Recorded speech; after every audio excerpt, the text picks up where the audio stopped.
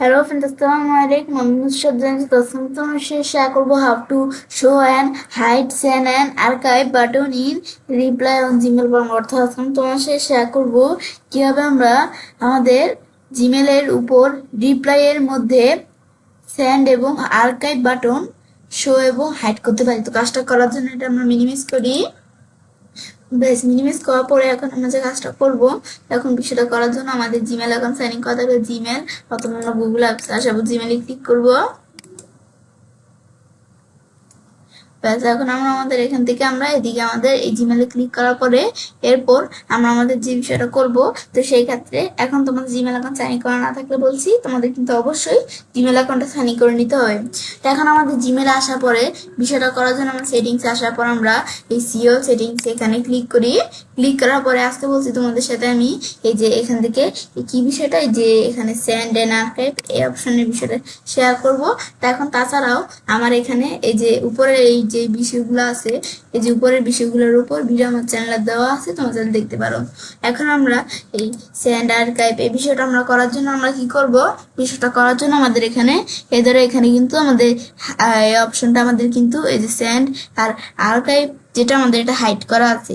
Hide করা থাকলে কি কাজ করে, আমাদের যদি আমরা ইনবক্সে আসার পর আমার ধরো এখানে তো বিভিন্ন ধরনের মেল আছে, আমি ধরো এই মেলটা আমরা ধরো ক্লিক করলাম। ব্যাস ক্লিক করার পর আমি যখন এই মেলটা ক্লিক করলাম, করার পর আমি নিচ দিকে আসার পরে এই যে এখন আমি যদি রিপ্লাই ক্লিক করি, আমি কিন্তু চাইলে কি করতে পারি, এই মেলটা রিপ্লাই করতে পারি। রিপ্লাই করার সময় কিন্তু আমার এখানে একটা আর্কাইভের মতো এখানে কিন্তু একটা অপশন আসে, কিন্তু অপশনটা এখন নাই। এখন এটা আনার জন্য আমরা আমাদের চাইলে যে সেটিংস আসার পর আমি এই সিও সেটিংস আসার পর আমি যদি এই শোয়ে ক্লিক করি, এখন দেখি আমাদের কি কাজ করে। আমি এখানে দিকে আসার পর আমরা যদি সেভ চেঞ্জ দেই, এখন আমি আমার এই আমাদের মেলটাই ঢুকার পর এখন আমি নিজ দিকে আসার পর এই রিপ্লাইয়ের মধ্যে ক্লিক করি। ক্লিক করলে এই দেখো এই যে আমাদের এখানে সেন্ড প্লাস আর্কাইভ, এখানে কিন্তু আমাদের এই যে সেন্ড আর আর্কাইভ এই দুটো অপশন কিন্তু এখানে আবার শো করতেছে, এই দেখো আর্কাইভের মতো। তো এখন আমরা যদি এটার উপর আমাদের মাউস পয়েন্টার রাখি সেন্ড এন্ড আর্কাইভ, এই যে আমাদের অপশনটা দেওয়া আছে, এই তো দেখো আর্কাইভ অপশনটা চলে আসছে।